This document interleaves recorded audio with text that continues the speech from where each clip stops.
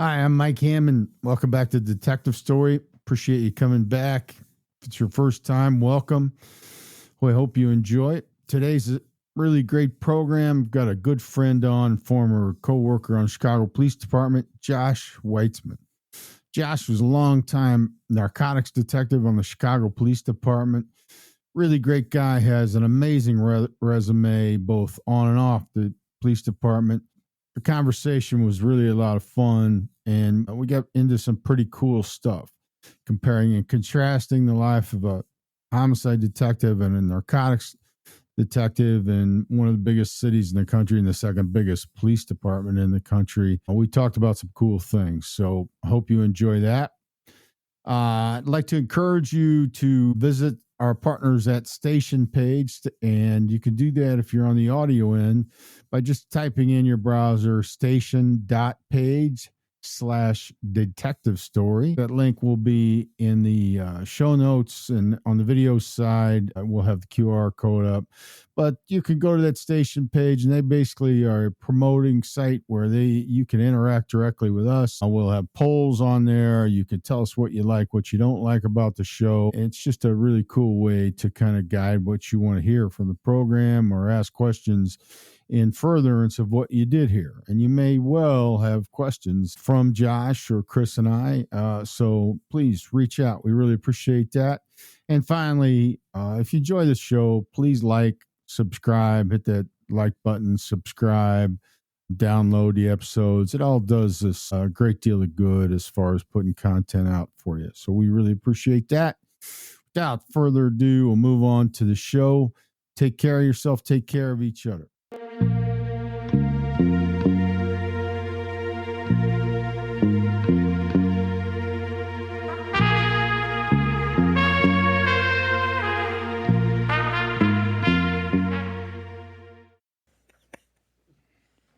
Hi, welcome back to Detective Story. I'm Mike Hammond. Thanks again for joining us. So I haven't seen you in a bit. We're starting to get rolling heavy again here. We took some time. Chris had some powerlifting competitions he's training for. I'm trying to finish my opus of a book that's just not really that great, but, I want to finish it. It's longer than the Bible. And I've just been waiting. Right, all these years. But welcome back. We're glad to have you. And so we got a great guest on today. We're going to have a lot of fun. First, always my brother-in-law, Chris Krafkis, my co-host, my pal. And our special guest today is the incomparable Josh Weitzman, who longtime friend and colleague. I think it'll be a fascinating conversation. A little bit of business first, though. We want to give a shout-out for guys like Josh and I know even Chris. Well, the Chicago Police Department's a family, and we lost a member a week ago as of this recording, Crystal Rivera. And I'll just say that, bless her and her family and her partner. It's tough. It's hard for all of us when we lose a policeman, especially to violence, when they're trying to do their job. It's kind of a difficult environment right now for these young coppers to be doing their job. So I really admire her. I hated she went out that way, but doing her job, working hard, trying to take bad guys off the street, her and her partner. That's what the job is and should be, to make us all safe. So to her family, we're thinking of you. You're part of our family. And that's that. Also, I lost, since we last were on, I've lost a couple of friends I want to acknowledge that were detectives that trained me. A little older than me, good men. One is Richie Chernikovich. Him and his partner, Joe Walsh, really taught me a lot as a young homicide detective. Good men, the best, really. Everything they did was quality, detailed. They just really always made me step up my game, and it hurts to lose Richie for all of us.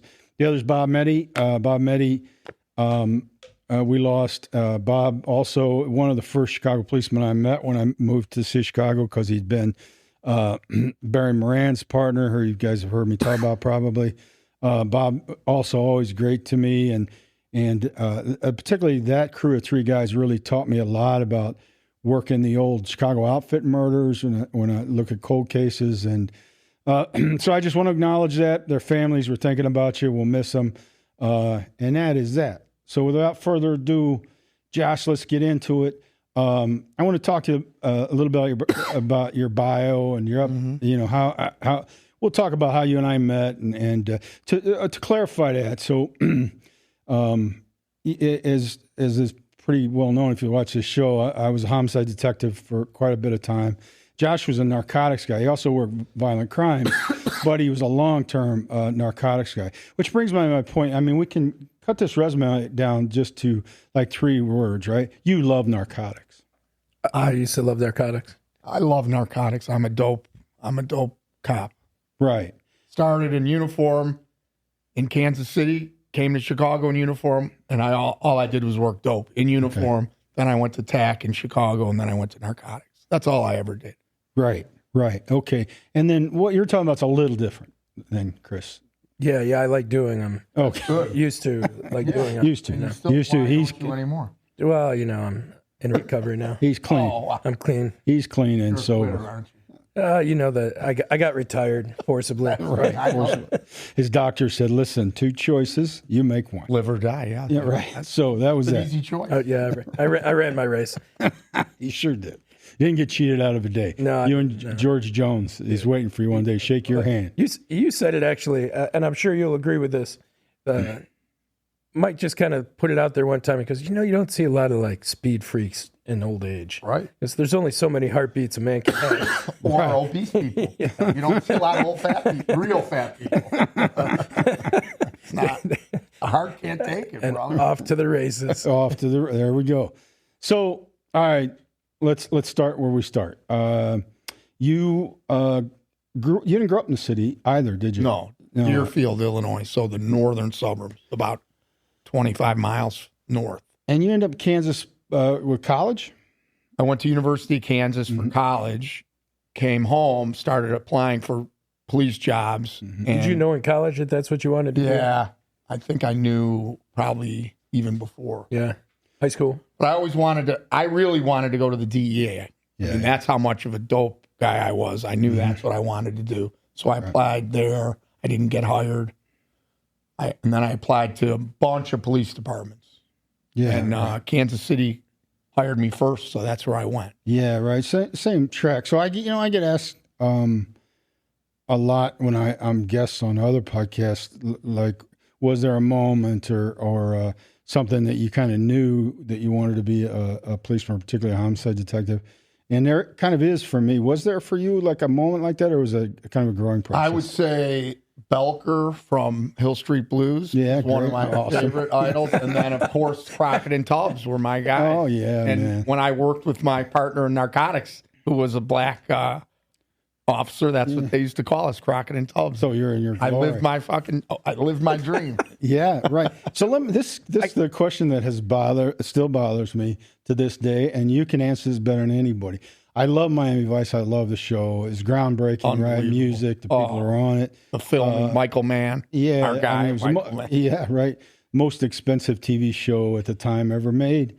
But what baffled me, especially, when I got in the police department and started working, was how those guys, every episode they get in a big shootout. Of course. Right? And then 10 minutes later, they're in a bar with a bunch of hot women hanging out, or they're on his boat, like throwing fish to the alligator. Like, so you narcotics guys don't have to do any police reports. You get in shootings, you can just go to the bar, you can hang out, whatever you want to do. I mean, that's why That's why so few people work there. I knew that. That's why I knew that. That's why so few of us ever get there. Jerk offs. They don't want to let anybody know how good it is. It was a very elite club. Explaining everything on reports. I got to ask, if you just go back a little bit, you said that you think that you pretty much knew you wanted to do narcotics right away. You want to get into DA. What was it about it that attracted you? Like, I mean, I'm thinking like, I know like when I went through high school in the early 80s, there are the kids that, like me, that smoked, and there was a lot of hard drugs. Oh, a lot of hard drugs. For sure. And there were some kids that kind of dabbled, some kids that didn't. I was pretty dedicated to hard drugs even back then. What was it about it? Were you pretty much on the straight and narrow? And no, I mean, I don't think anyone would say I've ever been on the straight and narrow. I think I'm on Would they, Mike? I had to ask. Let's the move question. to the Wild West scene in 20. I mean, I wasn't using drugs. I wasn't a big drug, a drug user, but there's plenty of other trouble you can get into. But For sure. To me, narcotics, I think from Belker, who was also a Jewish undercover cop, and being a Jew, there aren't many of us of any type of police. No. But I loved the idea of being the farthest thing from a policeman, but still being a policeman. Yeah.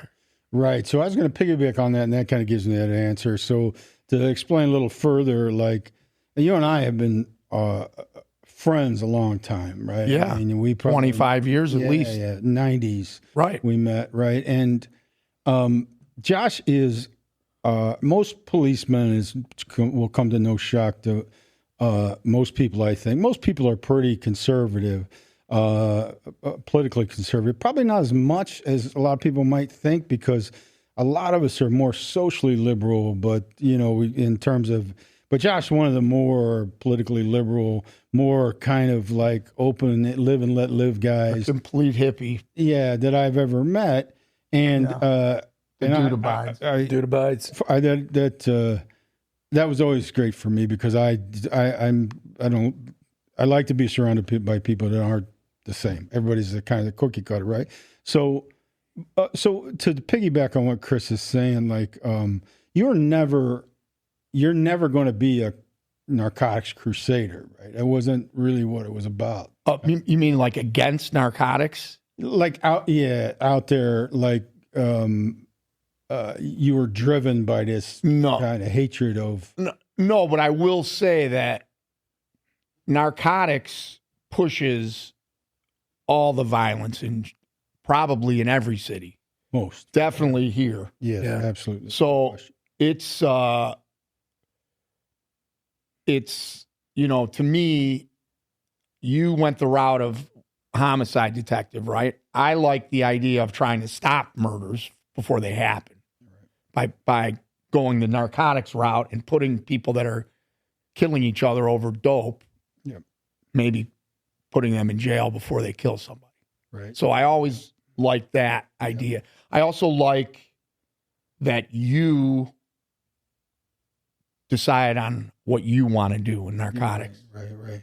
And we've talked about this. One of the things I did work in narcotics for a year. Yeah, across the hall from each other. Yep. Before I made detective. And, one of the things first of all, that was a great year for me to kind of learn how to be an investigator. It was great groundwork to be a homicide detective, right? Because first time in our career. Incredible, I think. Yeah, we're left alone to search, and you learn things like going through people's trash and all these other things. Phone records have become very important. And then in all of that I learned in that year, basically. But the thing that you and I have talked about this a lot, the one thing that I really always admired about working narcotics investigations compared to murders, with a murder, there becomes at some point a theoretical point, which may not actually exist, but there does come a point at some point where you got all you're ever going to get. Correct. Right? You either got enough to identify and charge this person who committed the murder, or you just don't, and you're in that. When you get to that place, you're hoping, for a Hail Mary at best. With narcotics, like unless the guy stops selling dope, you just keep working them. Right? And the harder it is, the more fun it is, because it makes you think. Right. Listen, buying dope's a blast. Going out and buying dope is great. That's fun. But then there's when you're doing a little bit more of a long-term investigation, it's all those other things, the phones, the surveillance, following people, putting GPS on, cars, and there's all kind of things, and so, I made detective a couple years after you, and I went, and I did not enjoy it. I thought I know it's a great job, and I actually did some very good, investigations, but it was not what I enjoyed. Yeah. So I was lucky and was able to go back to gang investigations as a detective, which basically it's gang investigations, but you're working narcotics. I mean, right. At least that's how I did it. Because that's the dynamic. That's what they do. Of this city, right? They sell drugs. I remember the first time. Actually, just thinking. Remember the first time we met was in a bar. It was some kind of function because it was all cops, and me with you and Jay. And I remember meeting you, and I was like, what's he do? And Mike was like, he's in narcotics, and I was just like, that's just not fair. It's not fair. That ain't right. That's not a level playing field here. No, that's right. I mean, yeah. Like I'd sell dope to you. I would sell. I dope bought to a lot of dope. I should buy dope all over. Not where I worked as a tack guy. Yeah, right. Because they knew who I was. But Rogers Park was easy. They sold a lot of dope in Rogers Park. Yeah, I'm up there. And then the West Side, of course. I mean, they buy dope. They throw dope at your car on the West Side. I mean, right.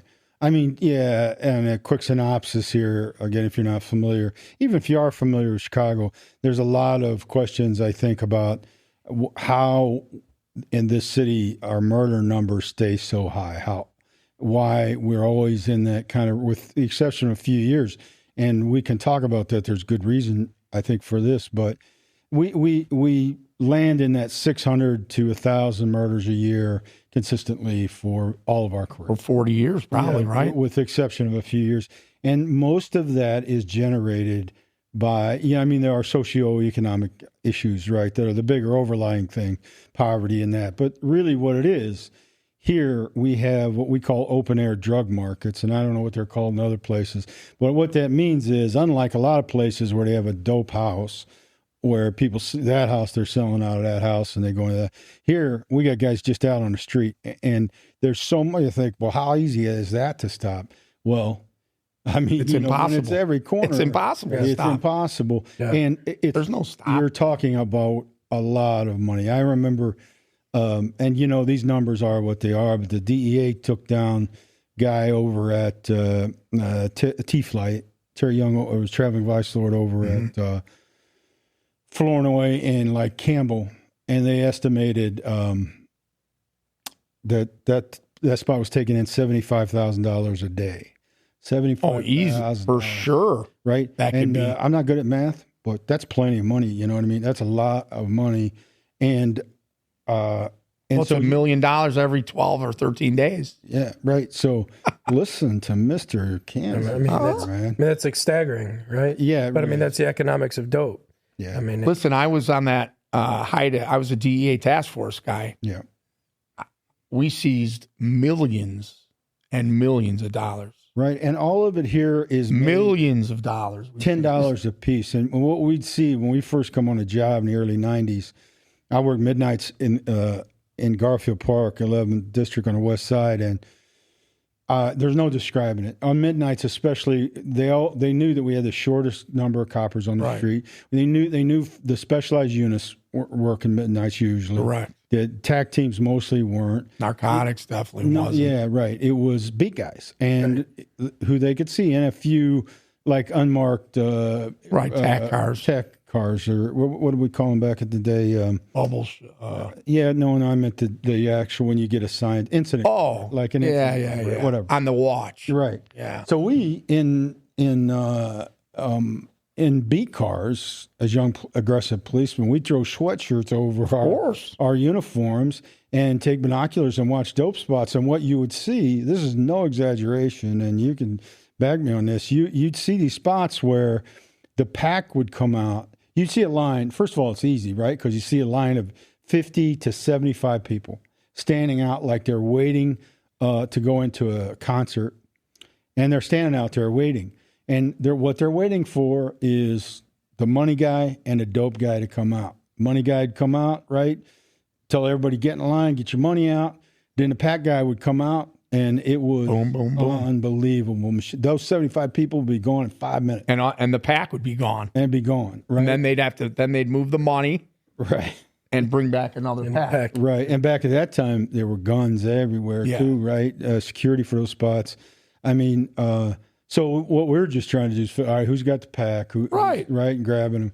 But that's slow business, man. So the violence comes here predominantly from the control of those spots, the competition for those spots. And unlike, we do have powerful gangs in this city, but it's a little different dynamic, right? I mean, in the Spanish neighborhoods, it is a little bit, this is our block, stay off our block, right? More than a little bit, mostly. But in a lot of the other neighborhoods, it is not this, you're on our side. Well, it was, though. It was. I mean, it was strong. Yeah, but I mean, the GDs were and that it was strong. What happened is we, under Phil Klein, took down so many of the upper gang guys in these narcotics, the missions, and gangs at that time was doing their thing too. right. That they really destabilized the gang structure. Right. So it's these things you think. So when we talk about murders, this is what I say all the time. You cannot police away murders. No. You can't. You could have 20,000 police in Chicago and there'd still be 600 to 1,000 murders. You will not police away murders or violent crime, in my opinion. It's exactly what you said. Socioeconomic, poverty, right. No hope, no work, no social, Right. And again, that's the liberal, right? I'm an asshole for thinking that, right? Oh, no, that's the reality. If you can't accept the reality that's been proven since the late 50s, like if you about crime in urban areas, how are you ever going to solve anything? Yeah, you're not, and that's why we don't. I mean, like if you can't read, how are you going to get a job? And if you can't get a job, what else are you going to do? Right, and if your school doesn't teach you how to read because the teachers are watching YouTube, and you just they're just sitting in class. Yeah, or you're afraid to walk. Correct. So we can go into a million different things. I think one of the things that always fascinated me, I didn't realize this until like talking with someone that you worked with years ago. He was attached to with the DEA, and one of the things we were sitting having beers, and he explained to me that he's like, what people don't understand is once the hook is in, there's bottomless pockets, and time doesn't matter. Like once they're onto someone, they're just going to work it and work it. And especially the DEA, because they have unlimited funds. Right. Now, CPD, listen, when you go up on a wire, they'll go. You can go a long time. What's the longest narcotics case you worked? That I worked? Yeah. We did. So we would work a mission, right? So let's just use Ravenswood and Irving Park, right? And we're going to make this up, whatever. It's the P Stones are at, and they're selling drugs at Irving and Ravenswood. That's our target. So now we're going to, we wouldn't work that every day, 8 hours a day. What we would do is probably go, twice a week and make a buy. Maybe another night just doing surveillance, taking pictures, watching their whereabouts. So you could do a mission at that corner for 6 months, but you're not doing it every single day. Right. Now the DEA is working that case every day usually. Yeah. If they're up on a guy, right? They'll so the DEA, like me and like our friend, the DEA runs on task force officers and local police. Yeah. So you'll have a DEA team, and it'll have, I think the team I was on had 12 guys. 3 were DEA agents, and 9 were all different. 4 from CPD, a couple from LA Sheriff, a couple from a suburb. Right. And the feds, not that they don't do good work and aren't good policemen, they really rely on local law enforcement for the knowledge of the players, for the knowledge of the area, and a lot of times for their informants. Yeah. Yeah, I mean, that's almost strictly a logistics and manpower issue. But people have no idea that they think that it's all DEA guys working a DEA case. There's just not that many of them. Right, and it's actually, they're the minority generally. Right. Yeah, right. Especially in a big city. Right.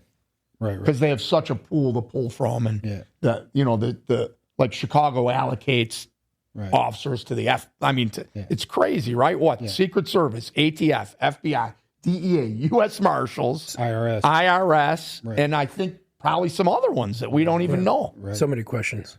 But before we get down this road too much, I do want to close this, kind of circle on the one thing with the violence. I did mention that we had a dip in violence for 4 or 5 years where we were down in the 300 and 400s. And actually, to be fair, nationally, there was a kind of a lowering trend of Everywhere. violence, right? Right. But in Chicago, there was no question why that was, right? That was, in my opinion, and I'm going to put this on you, but in my opinion, far and away the most effective superintendent in Chicago. We don't have a police chief, we have a superintendent. Far and away the most effective superintendent we ever had as far as curbing violent crime was Phil Klein, right? And in my opinion, I'm not putting and what was Phil Klein at his heart? He was narcotics. He's a dope cop, just like me, right? Right, and that was the gig. Phil was a narcotics guy, and he knew the city. He knew that's what drove the violence. Correct. And he changed the way we did our job. Correct. Not everybody was excited about it, but nobody likes change. Not everybody's going to like change. But for us, it was like, well, yeah. I mean, but then a lot of us had worked. We knew because we worked. You worked narcotics, and you knew Phil. We knew, how he worked, what he wanted. Good guy. Good guy, and the type of guy, and there are others that you'd go on a search warrant, right? And he'd show up as the commander or the chief of detectives or the superintendent, right? And you'd see him like in nasty, dirty houses, crawling on his hands and knees, looking under. He wanted to find He knew the spots. He wanted to find the guns. Whatever we were looking for, he wanted to be the guy that wanted to fight. Right. And so he took that knowledge, and what he did was he changed the way narcotics did business, right? I won't go into too much of that, but to give secrets away. But basically, he made it more conspiracy-orientated and less buy-bust, right? And he also told, gang intelligence, violent crimes, detectives, like y'all are going to all work together. Right. That's all. We're all doing that. And for us, especially guys like Josh and I, that was easy money, right? Because we kind of had grown up that way. Right. But that never stopped. I mean, until the day I retired, I was calling Josh saying, hey, I got this guy who's killed over in this spot. You got some guys that can go over there, pick somebody off for me. You know what I mean? I've never understood the way this police department operates. It doesn't operate well. Want to explain it to you real quick? It doesn't run well. No. You have detectives not wanting help or not wanting narcotics to be involved. You have narcotics guys not talking to gang guys. You have gang thinking they're not in narcotics, but they're working gang case. So that was the prevalent way this department operates. Of course, when I went to gangs, I connected with my buddy in narcotics, and we basically just forced them to have us run operations together. Right. Nobody was happy about it, though. Also, I mean, right. I think, It's crazy. First, I mean, Klein, organized that. And some of us were doing, but you're right, the mentality was, certainly before that, hey, this is our shit. People kept People kept secrets. It was really. Is it still that way? I believe it is.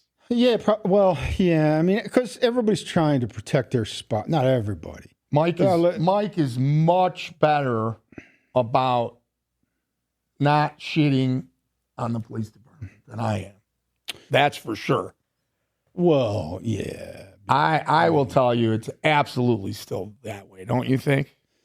I think there's obviously guys that don't do that and are all for using everything they can. The story has always been, right, I mean, the colloquialism has always been, 20% of the policemen do 80% of the work, or 10 and 90 or whatever. Oh, yeah. I thought it was 98 and 2. Yeah.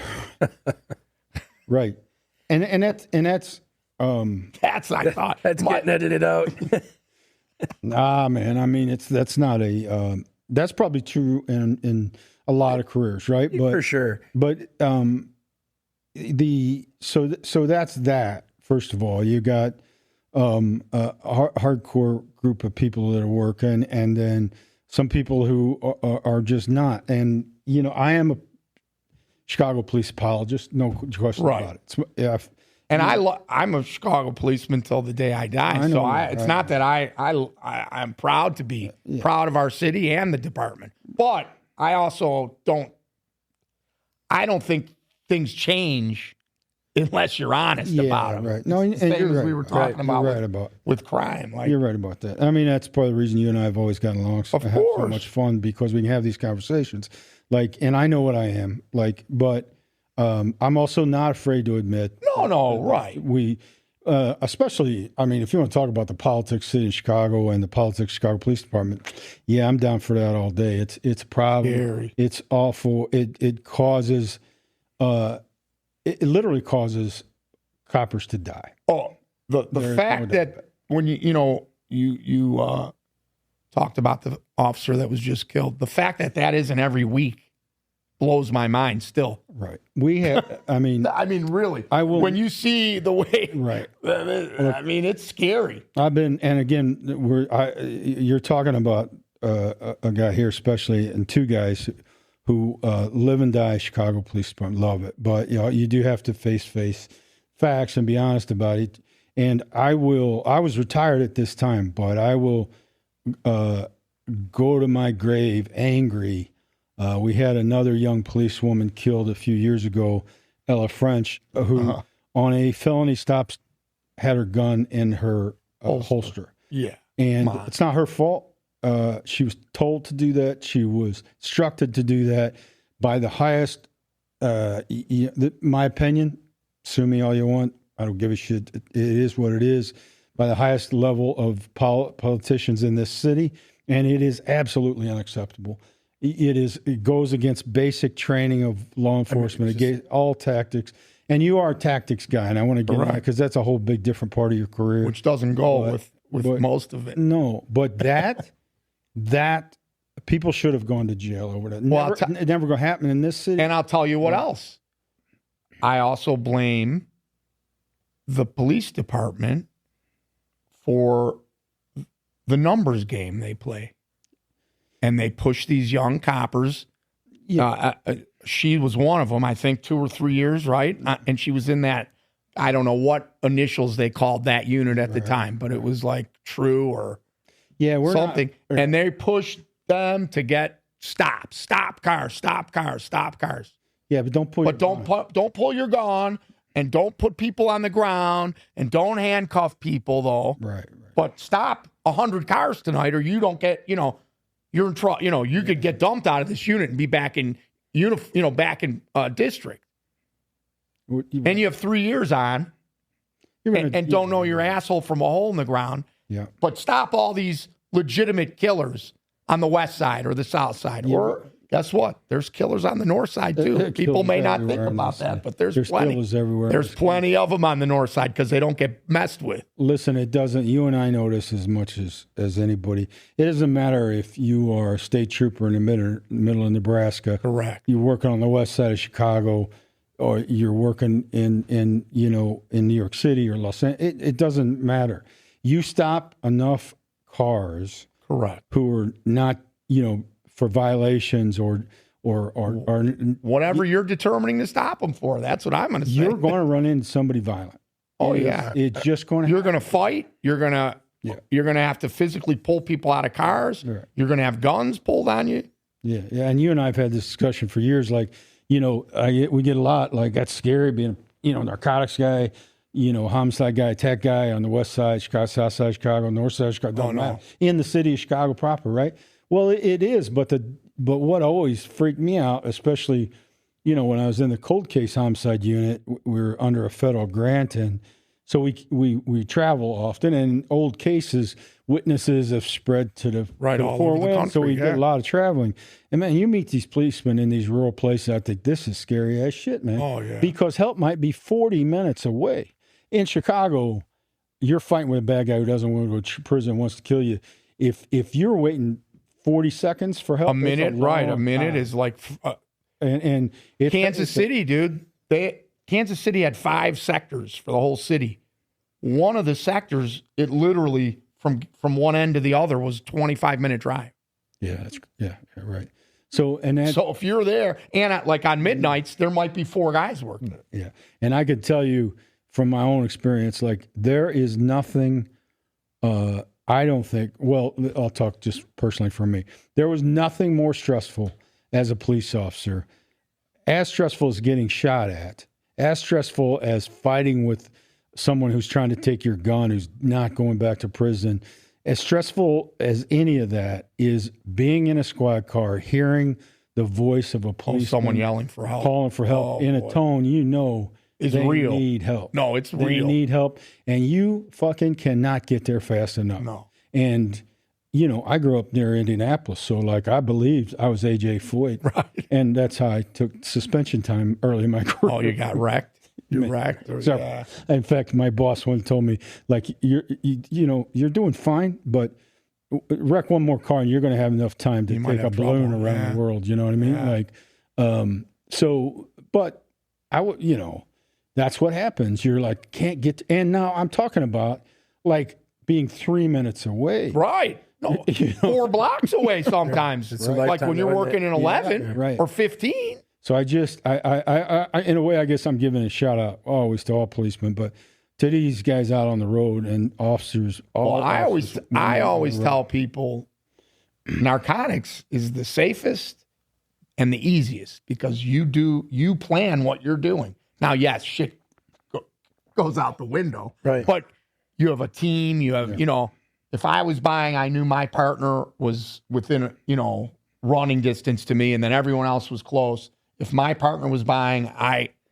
could get out of the car and run to him, which I had to do a few times. Yeah. Interesting. I mean, I kind of push Mike on this sometimes for information because I think the history of narcotics in the city of Chicago, right? Heroin and cocaine, right? Oh, of course. And reefer, but that's, primarily heroin and cocaine, but that's kind of a and then a little bit of meth in Boys Town. but meth really never took off in the city the way it did in other Only in Boys. So, crack didn't hit in Chicago. You know why crack didn't hit? the gangs prevented it. Prevented it. Yeah. Because they knew they couldn't control it. It did eventually, but That was it. Once it hit, they were right. we were 2 or 3 years behind. Maybe even a little longer. Yeah. Possibly. I mean, I lived in 89, I lived on Howard and Yeah. Sheridan. I know Howard very well, dude. There was plenty of cocaine there. I try to explain it to people. Like I'd be walking from my car 2 blocks away. Oh, how many guys would ask? It was like a zombie movie, Yeah. man. All of a sudden, you're a little white dude walking and they all come out of nowhere. out It's of amazing. nowhere, and the mist. Yeah, dude, it was. They come out of the fog. It was insane. It was like where did he come from? Yeah. I was just standing there. How the f- did this guy get behind me? Because they're Out of the shadows. yeah, it's incredible. So, do you think now, like let's kind of pull the thread of the violence that you guys are talking about and the change in because I think the narcotics environment has changed. It is more violent than it seems to me more violent than it's ever been with the increase of involvement of the cartels here in the city. Is Chicago, is it more violent? Is it more dangerous to be a policeman in the city of Chicago now than it has been in the past? No, actually, I don't think so. Well, Even the numbers show. I think that to the narcotics part of it, I'll let Josh answer that too. I think it is it's probably more dangerous for young policemen right now than it's ever been simply because of the politics. Right. I mean, it is not as dangerous, I don't think, on the street as it was in the early 70s especially. or the early 90s too. Mid-90s. Yep. And there were 900 and 1,000 murders. Yeah, the 90s were a shit show, man. And even into my first couple of years as detective, 2000, It was still wild. I think we had 900. Yeah, 880 for sure. One of those just in 11th district, which is only, 24 square blocks or something. Yep. But when you're out there and you know what's going on and the job is to get home, and there was big consequence in a lot of ways back in the day if you shot at a policeman.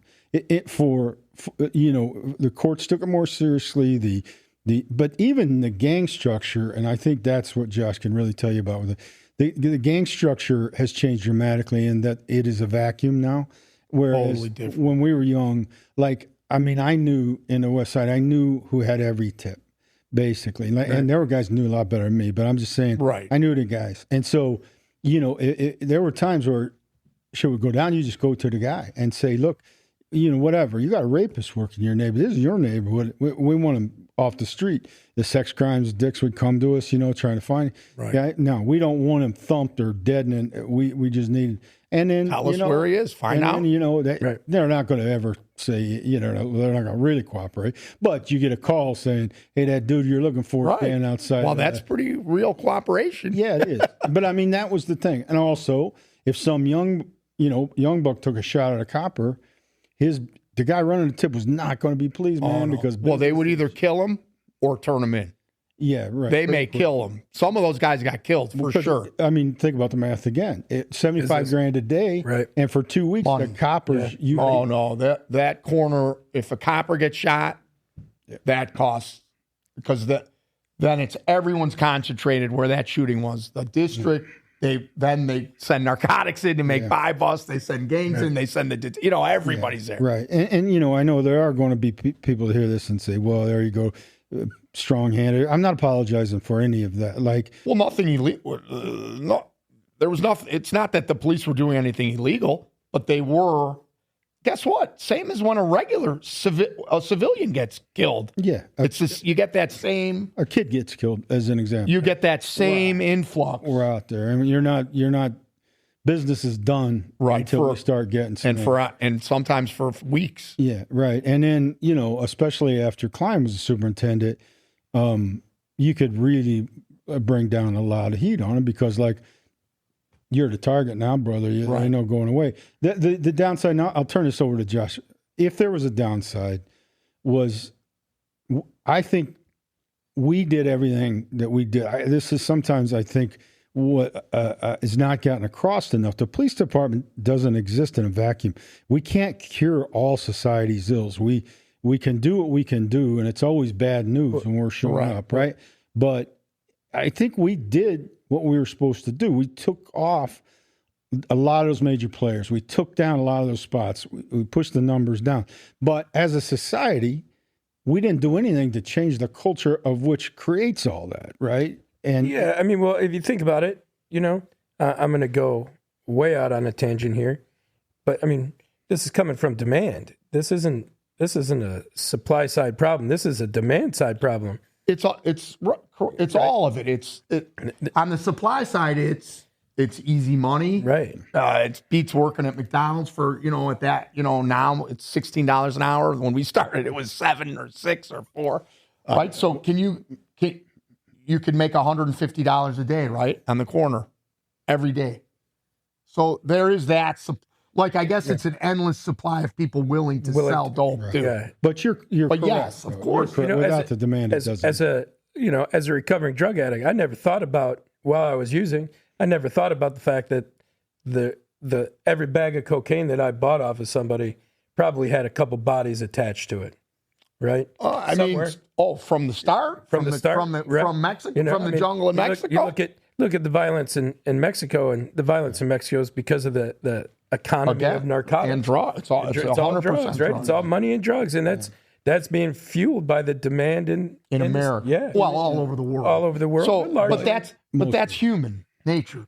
If you look through the history of mankind, there's always been some type of brain-altering, mind-altering substance used by human beings. Yeah. So 100%. So that speaks to the point that if we can't remove demand, then the narcotics division of the Chicago Police Department is absolutely essential, right?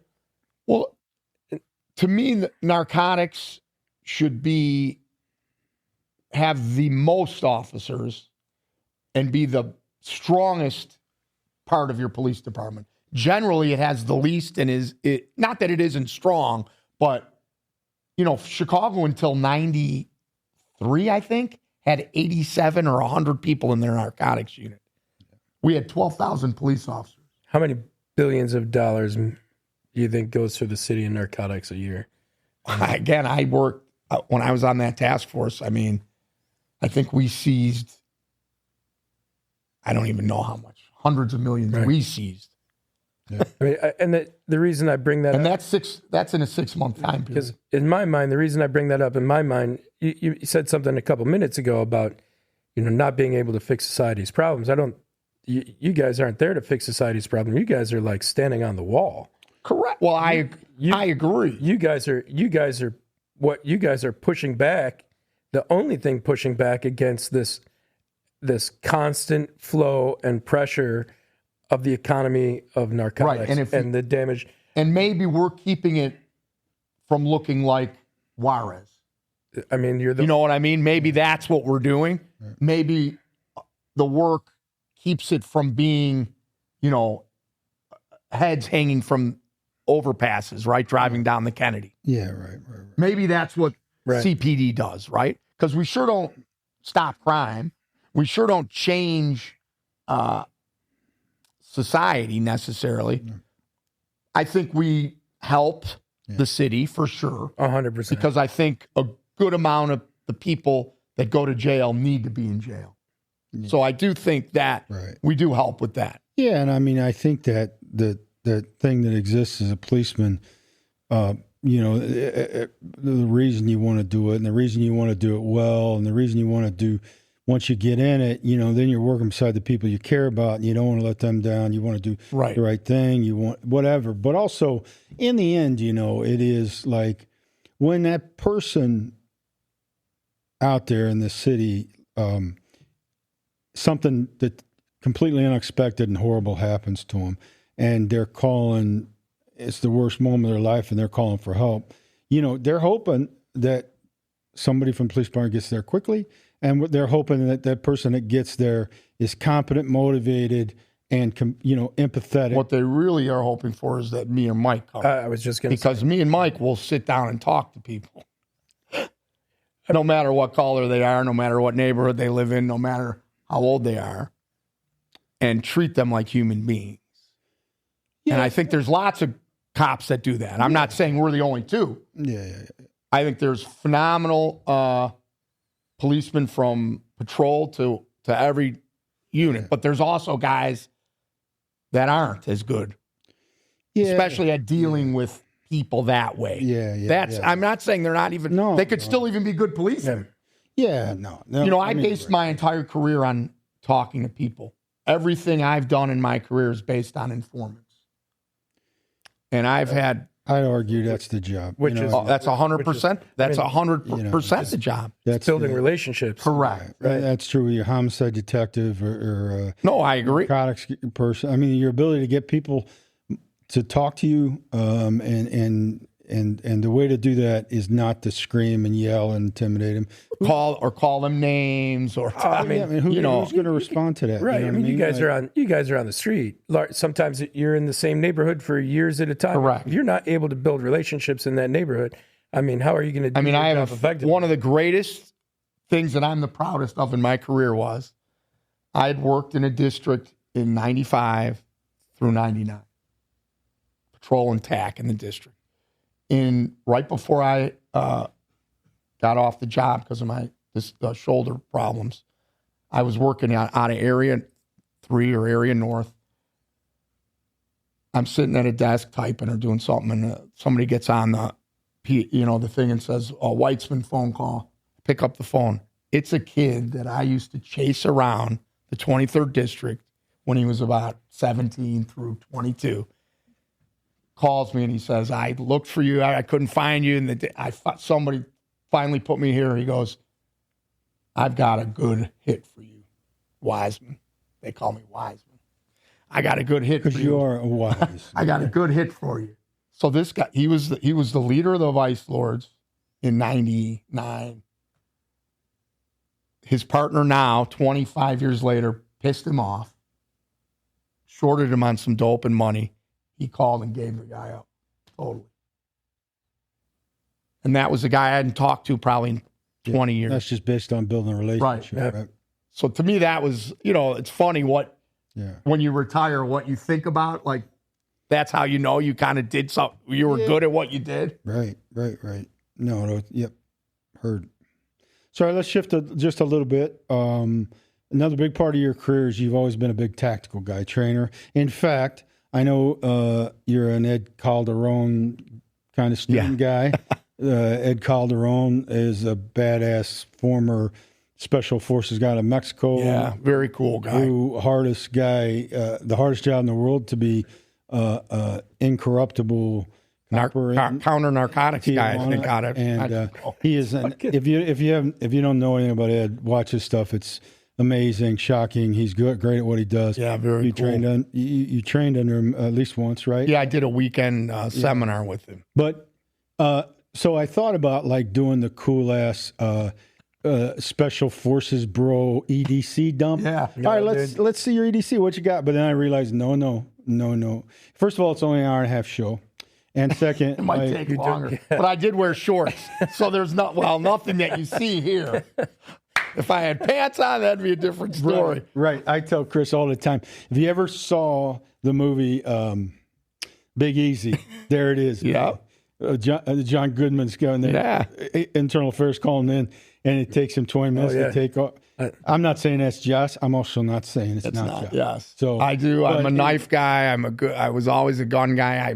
It's very sad to me with my shoulder. I really don't shoot. Yeah. Anymore. So just a little background. Always a guy I knew who was really, really serious about that. So I started shooting when I was about 14. I started shooting IPSC, International Practical Pistol Association or something. So you would shoot, move. Not bullseye training, not bullseye shooting. Yeah. So I was 15.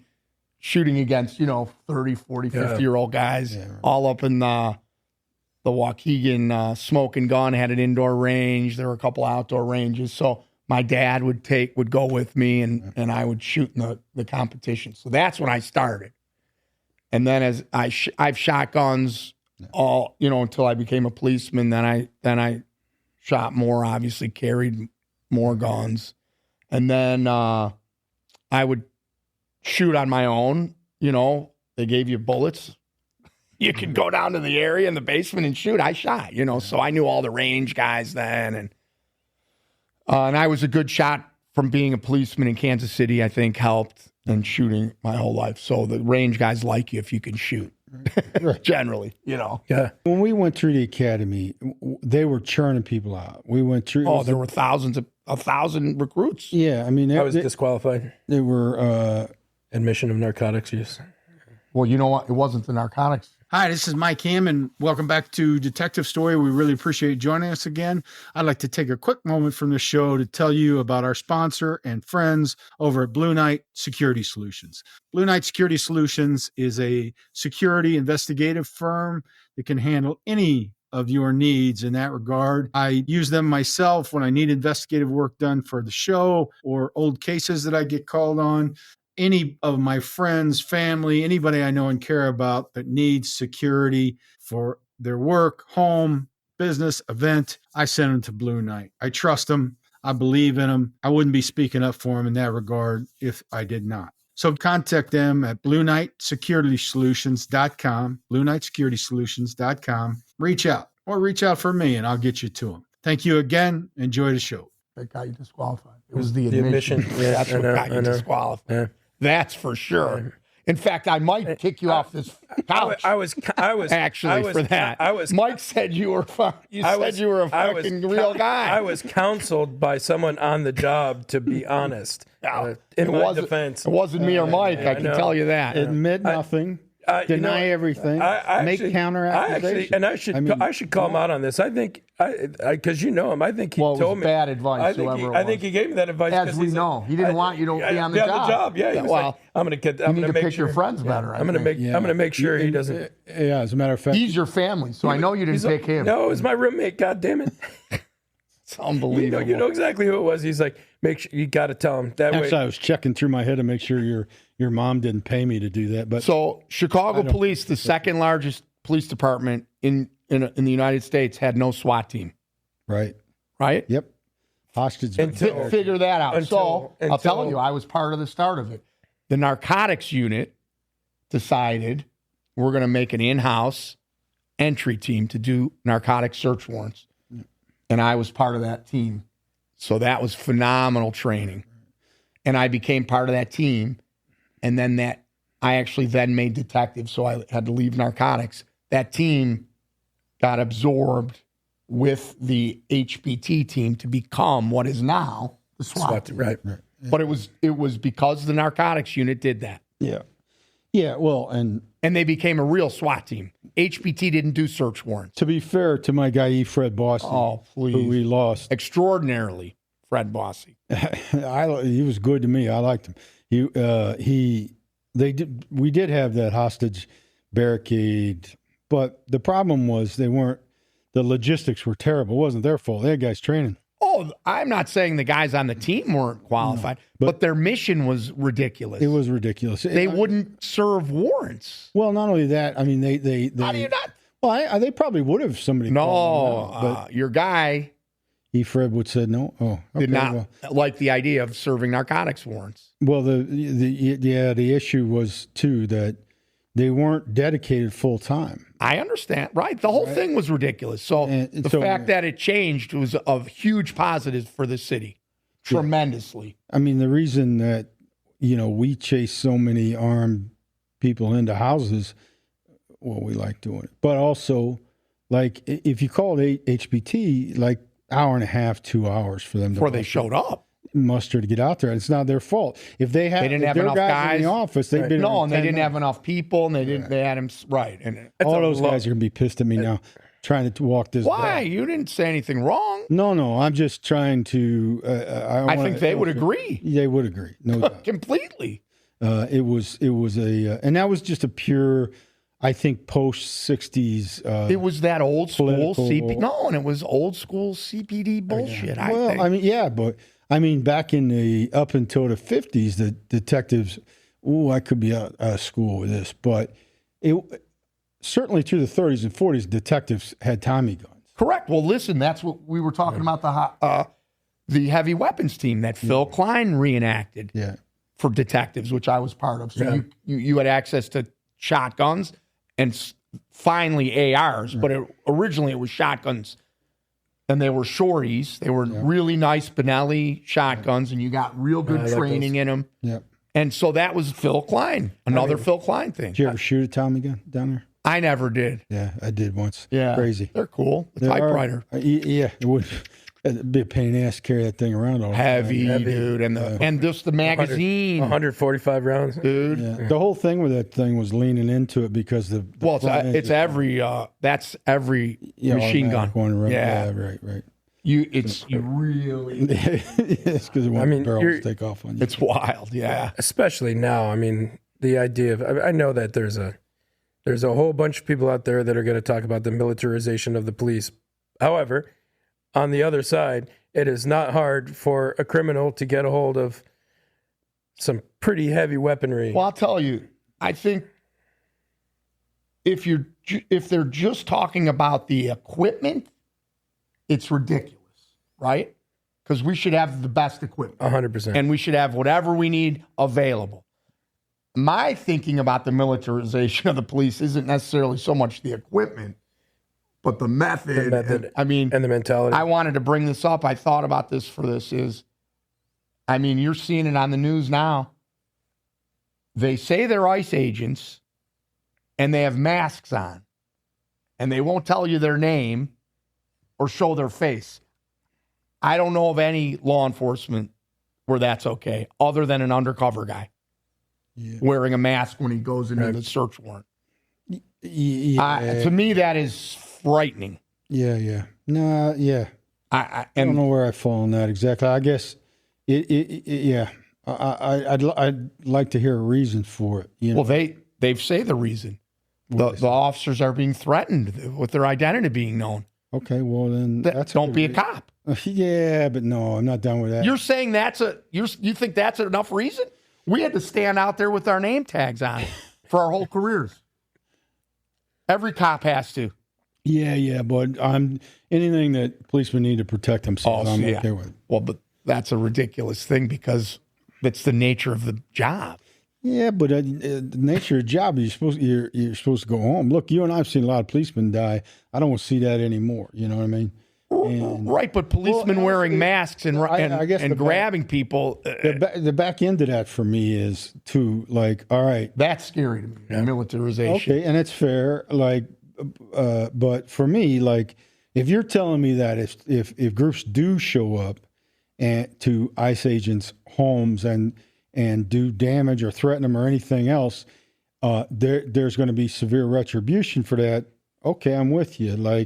Then yeah, but if there's not, then do what you got to do to protect yourself. I mean, that's all. Well, I don't. Me, yeah, I mean, I just, that's a deep hole to get. I can tell you this: I didn't put it on the resume, but I had a verified contract on me by the vice lords, confirmed, verified.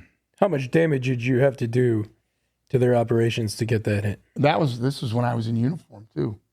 So they were so not used to policemen messing with them. I mean, there were some, of course, and some good ones, but so they knew me. I mean, every day I had to drive. I drove home a different way and looked in my rearview mirror, and that's part of the job, bro. Yeah, but the truth is too. I don't want to get in a big argument with you about this because you have the right to feel it. You've earned your ability to feel how you feel about it. But the truth is, man, that SWAT teams and FBI SWAT teams, the DEA, they've gone in with their faces covered for years on stuff. SWAT teams. Yeah. Right, doing search warrants. Right. That's different than.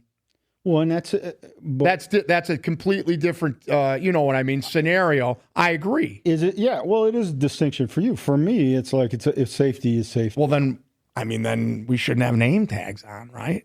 I'm okay with it. And star numbers. Yeah. No. I don't know what to tell you because every cop out there is putting their putting their name out there. We're in the paper, we're everywhere. So I just think. I don't like to see that because that is not the norm. Right. That's especially in America. I hear what you're saying, no doubt. I hear what you're saying. So, does that answer your question?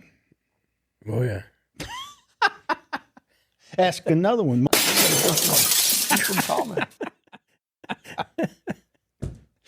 Cut. Print it onto the Wild West scene. I mean, I want to go back to just to kind of put. I meant to say it before, but I didn't want to interrupt you. Mm-hmm. Go back. You were talking about one of the most frightening and stressful things is hearing someone in distress and the amount of time that it's going to take for you to get there. To kind of put that in perspective, a boxing round is 3 minutes, right? Yeah. Three minutes to get someplace. If someone is struggling for that 3 minutes, that's a lot of time. Oh, I've had guys. I've been fighting people alone. Grabbing my gun. Yeah. I mean, it happens. It does. That's a long time. It does. And we went years ago on special operation. 2 guys, great policemen, called for help, and they were the type of guys which we all know that they call up for help at all. It's like, oh shit, But when they have stress in their voice, you're like, immediately. It's on, Yeah. And what happened is they saw a guy with a gun on the street, and they went to grab the guy, and he took off. Muscular, big guy, just out of prison, it turns out. And they the trio of them, these two guys are good sized guys too, and they get into a hallway, a stairway going in. It's small, and the one copper is in front, grabs him, got him, and the guy's trying to get his gun out. He's trying to shoot him. As it turns out, I mean, the guy laid out for him afterwards exactly what was going to happen. Yeah, because he told him later, like, thanks for not shooting me or whatever. Right. 'Cause I was not going to go back. I was going to shoot you. But so the main copper, he can't. He's too close quarters. He's just trying to keep control of the guy's hands, so he can't get his gun out. He can't get to his own gun because he's got enough going on. Partner is behind him, can't get around either one of them. And so the first guy starts telling his partner, shoot him. But he can't get a shot, or he's not comfortable taking a shot. He was probably right not to. Yeah, because he can't get. He might have shot his partner, as we just talked about. You're right. I mean, he just, these are two sharp guys, know what they're doing. And he's not afraid. He wasn't comfortable taking a shot. So at the time, my partner, Sam Manto, who I do have permission to use his name, and I were closest. We were not the closest, but district coppers, for whatever reason, didn't go. And which, another dynamic. But we get there, and I mean, what the hell do you do? Basically, we bull rush, played bull in the ring. Like his father was a pro wrestler. Basically, he just did off the high rope and squished everybody. Him down. That's right. And and they were able to get the gun away from him. And but it is no bullshit. The guy told him, "Thanks for not shooting me because I was not going back." You know what I mean? He's on parole. He's looking at time. But it took Sam and I probably, I shouldn't even get into the rest of that, but it took us probably, a minute or 2 minutes to get there. We were pretty close. It felt like forever. And then once we saw what was going on, it was like, holy shitski, you know what I mean? But it worked out, thankfully for everybody. But I mean, that's what you're talking about. That is not an anomaly. It's not like it happens every day, although it might happen every day in this city. Or close to it. It happens 2 or 3 times a week in this city, I promise. Yeah. Where you are, the amount of, this is a deep hole, and Josh, you can jump all over my shit, feel free, but the amount of people over the years in my career that I or other policemen I was working with didn't shoot, that probably were certainly justified and maybe foolish not to have, is staggering. Oh, I never shot anyone, and I've recovered hundreds of guns. I could have shot and gotten awards. Mike, too. They would have been great. You would have been hailed for the shooting. I never wanted to have to shoot anyone. Yeah. No, and I don't. If I didn't have to, and I made it through without. Right. And I don't know that anybody, hopefully nobody does. I mean, whatever, that's a different conversation. Well, that's their business, right? That is their business. But, I mean, hopefully nobody does. But there are times where you simply don't have a choice, one. Correct. And you've heard me talk about that. Yeah. Both of you guys talk about that. You don't have a choice. You have to do what you have to do. Because if you let somebody die because you don't want to do that, then also you shouldn't be a cop. Yeah, you're in the wrong line of work, right? So the other part of it is there is this fine line where it does become foolish, like take this shot or not take this shot or not. Surroundings matter, who's around, where's this happening, what's going on. And you get lucky.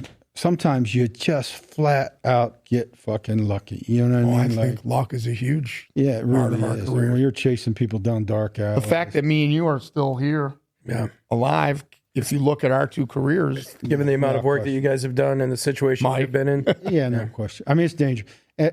As Crystal Rivera's is unfortunate proof, it's a dangerous gig. It just is a dangerous gig. And I don't know a single policeman that cries the blues about that. But it's unfair not to acknowledge it, I think, too, So, and it's back to what we talked about earlier. patrol, in my opinion, is by far the most dangerous. Agreed. I mean, it's just You don't know what you don't. Yeah. you get called to an address. Agreed. You know, detectives are going to interview people. They're going to watch house. Narcotics has the whole plan. Yeah. Gangs had a plan. You know, Yep. even TAC guys have more of a plan, right? Patrol, you go where they send you. You're right. You don't know what you're. I mean, Every domestic, every single domestic. I might be wrong, and I think people would argue with me about it, but I mean, I live in the city, right? I hear the gunshots. I hear it every night, right? I know in my neighborhood what's going on, and there's been more shootings in my neighborhood in the last 6 months than in the last 15 years. I mean, right by my house, maybe your little area across the street from right next to the bar, shootings. You know, I mean, so if I know the amount of guns that, I mean, I work in the bar business. I have friends on both sides of the fence. I know the amount of guns that are out there, you know, and it's a question of just dumb fuck luck, pulling over the wrong person at the wrong time. And but it does go back to what Mike was saying. It's you don't have the maybe as good a training or as much training. You're maybe told don't draw your gun, you know, or be careful when you draw your gun. Like, you know, when I stopped cars, my gun was out. Yeah. My gun was never in the holster. Yeah. No, because what's the Ever. I mean, I've been pulled over. I used to tell guys when I would stop them, this can go back in the holster. I need to make sure you don't have anything on you. Right. This goes in the holster, and we talk like gentlemen. No, I mean, to this day, you know, when I'm driving somewhere like on an interstate and I get pulled over, rarely happens. I'm a very, very good driver, but I get pulled over, especially. What? Got something to say? I think Chris has something to add. Hold on, I think Chris has something to add. Go ahead. Do you remember that time on the expressway? We went up on the ramp, on the grass to get around a car. We were filming a movie. What are you talking about? It was awesome. 75. He says he drives fast, but he's late to everything. Right. Yeah. So I don't know about this fast driving because I've known you 25 years. You've never been on time or early. Used to drive fast. Not once. Used to drive fast. In retirement. Right. What do I things say to that? Slowed down considerably. Boy, it sucks when people do slap you with the truth. You know what I mean? But you know, when you are late, you have to drive fast. That's true. I guess you're right. Everywhere. You'd be later. What? You'd be later otherwise. Yeah, right. Yeah. What are you not getting about that? But anyway, back to the point. I get pulled over.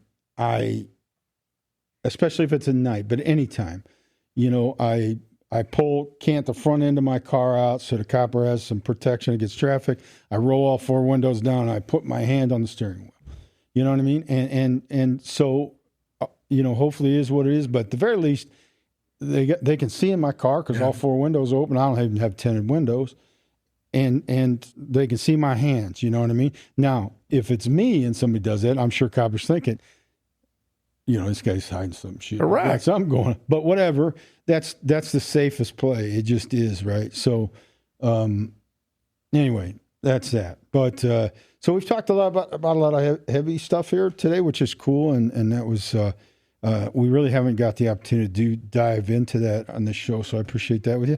Do you mind? I would like to talk. There's a whole other side to Josh Weitzman. No. Here we go. Let's see. What do you got for me, brother? Right. No, I wasn't going to talk about your film career. All right. No. Do you mind talking a little bit about your father and your personal history, just a little bit, in terms of like your father's pro wrestler? My dad grew up in Hyde Park. Mm-hmm. His father owned pawn shops.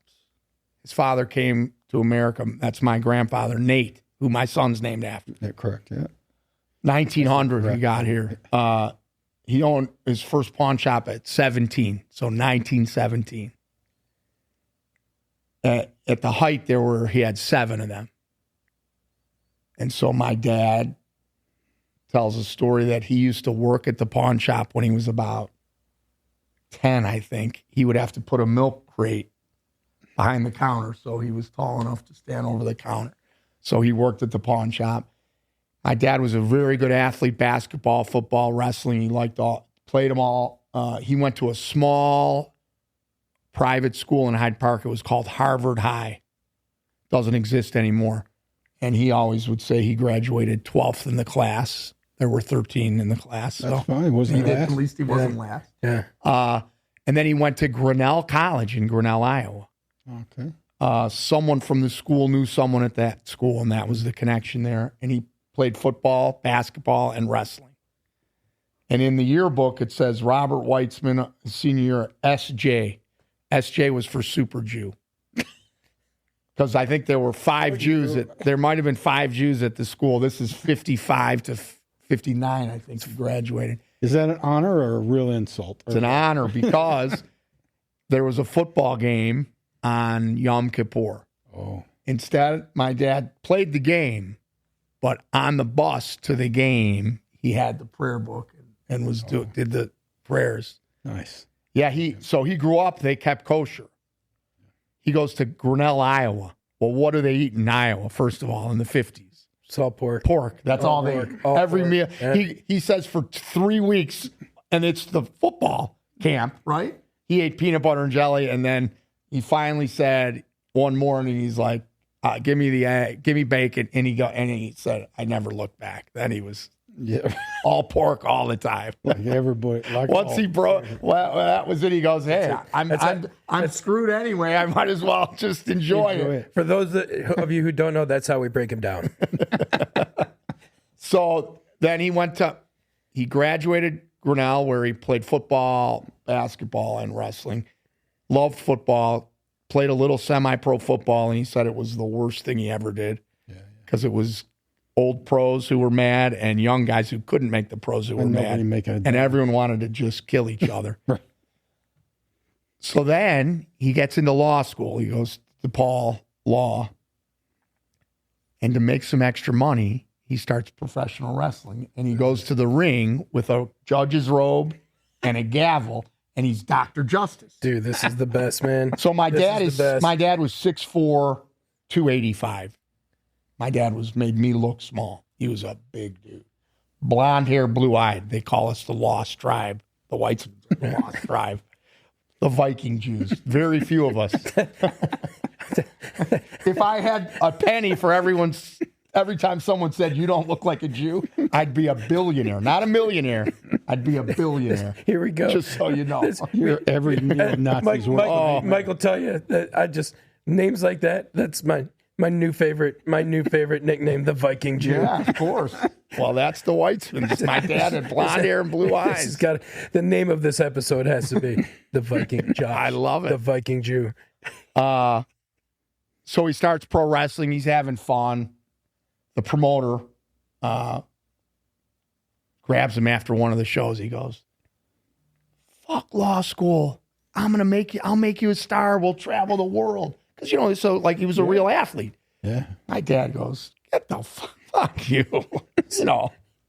So that kind of ended his pro wrestling career. It was about a year or two, he said. That's just during law school. Did he interact with some of those wrestlers? Well, you're talking about like 60, and he was bottom of the card. Oh, yeah. He never really, that's what the promoter was trying to get him to move up the card, but he had to be full time. Yeah. He wasn't going to let him stay in law school. Yeah. I'm obsessed with wrestling. I've been a fan my whole life, too. Especially like the luchadors, man. Like Rey Mysterio was old school. The new ones now are insane. They're insane. El Santo, El Diablo Azul. El Santo made like 27 movies. He's going around Mexico. That's Mil Mascaras was the original. He's wearing his wrestling pants, no shirt, and a wrestling mask. Always. They never show their face. Riding in around Mexico.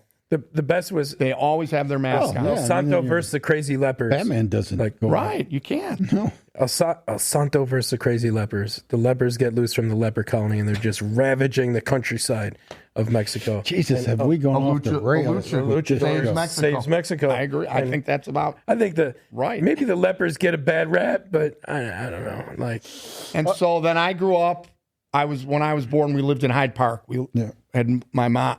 They had moved back to Hyde Park, and my mom took me to the park, and a police chased a stolen car through the park, and she said, Deerfield, "I don't know about you, Bob. I'm leaving." I hope you're coming with. But me and Josh are not going to be living here anymore. So that's what got us to Deerfield. Oh, I got at you. the time. Gotcha. And so I grew up at Deerfield, which was fun, Yeah. a nice suburb, Right. fun, no crime. Great football program at Deerfield High School where I played football. Yeah. Yeah. What year did you graduate? 85. 85. So Oh, I was 40 years this year. I'm right behind you. I was 86. Yeah. So would we have? So we got about 5 minutes here. The one last thing I want to get into is that, we're friends for a lot of reasons. But one of the things that we really share, in fact, the three of us, is a love of music. Oh, yeah. And we go to shows together. Oh, yeah. We kind of are into the same ilk, and we're also got very diverse, taste in music, and we've seen some great shows together. It's not hard it's real difficult to lose Josh at a show because he's not only the biggest guy there, biggest Viking Jew there. Viking Jew. He has got the loudest voice. The singers often ask him to get on stage with him. Sometimes. But you're like even into it more than me, right? You go to New Orleans to Jazz Fest every year. I've been going to New Orleans since 1990, and I was lucky enough to become friends with Art Neville, who was the oldest brother of the Neville brothers. Yeah, yeah. And I spent many Mardi Gras days at his house doing crawfish boils. And right. I really loved him. I miss him every day. He was a real good influence, a good mentor to me. Yeah. That's a beautiful blessing. And a real special guy. Yeah. And then I was also lucky enough to have Magic Slim, who was a legendary Chicago blues man, world known, who basically was kind of like, he would tell people Josh's parents adopted him to me. Yeah. As only Magic Slim could talk. Yeah. And his son was just in town at the playing. Sean is a blues player. Oh, is he that was right? just at the Kingston Mines this weekend, so it's always right? nice to see him. Oh, that's cool. Yeah, his son plays. I didn't even know about. I didn't know about this part of it. Yeah, so that I met Magic Slim when I was 13, and he was in my life till he died. Yeah. And then I met Art in 1990, and we were very close till he died. Yeah, right. And they were, what was interesting, I always thought was they were all, and my father, Art Neville, Magic Slim, or Morris Holt is his real name, and my dad were all born the same year, 1937. So I had these three kind of guys that were all the same age that were real mentors to me. Yeah, yeah. Real mentors, yeah. I'm glad we got that in because that's a really cool thing. We should do a whole episode just talking about music, blues, for sure. music. Right. I had a whole list of, I was going to give you good lyrics that I love, and we could talk about lyrics. And I made a whole list of them. Well, man, you're going to come back, right? Hey, man, you know that. We have many more shows to do. Yeah, I mean, in fact, we talked I about... thought this was supposed to be this was going to be our right. show. Well, that may happen one of these days. We still want to do a Josh and Mike react to films. Cop films. And tell you what's realistic, what's not, what we like. And what we like, yeah. Even if it is, sometimes it's not realistic, but it's still fun. Right. And Chris would be great with that because Chris is a true film historian. Movie guy. I love movies, man. So, yeah. All But right, yeah, well, music, I think for me and Mike is very bonding. yeah, no doubt. And we both will go to see any show we can see. And Mike's had me come see people that I had never seen before. And I've told Mike about certain people that he then, like we were just talking about Lucas Nelson, we saw them, right? The first show after COVID, remember? First show after COVID, he did a show at Martyrs. It was unbelievable. My friend's own, our friend's what own. a great helped Ray. him. Yeah. And that's a small venue with great sound. And Lucas, Willie's son, if you're not familiar, he's a fantastic artist. That was an emotional Incredible. show, right? Yeah, And so he's great. He has a new record. But yeah, I mean, we need to see more music, obviously. Yeah, we do. I love it. Yeah. So, all right. All right, brother. I appreciate it, hey, man. Love you. I love you too, buddy. man. Yeah, sir. Thank Great you. to meet you too. That's all we got.